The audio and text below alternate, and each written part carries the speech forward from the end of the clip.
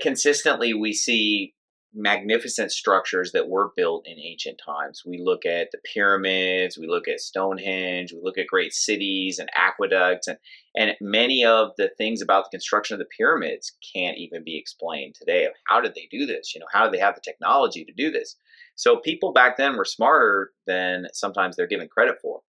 And so you have people living for hundreds of years, acquiring a lot of knowledge.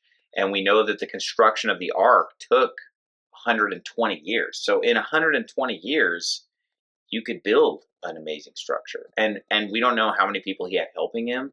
He could have hired all kinds of laborers and recruited people. He might have been a very wealthy man and had lots of employees. We look at guys like Abraham in the Bible. He had 318 servants. Noah could have had all kinds of manpower working on it. And as far as the technology, I mean, the ancient world is filled with marvels of technology and engineering. Right.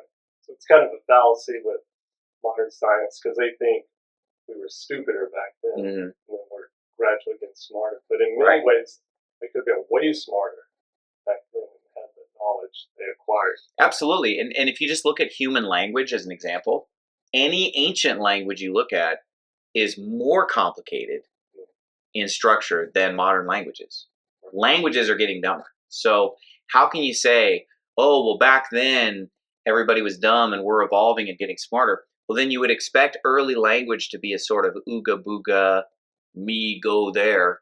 Yet when you look at ancient language, it's consistently more complicated, more difficult than the languages we speak now, because the people who were using them were very intelligent and spoke very sophisticated languages.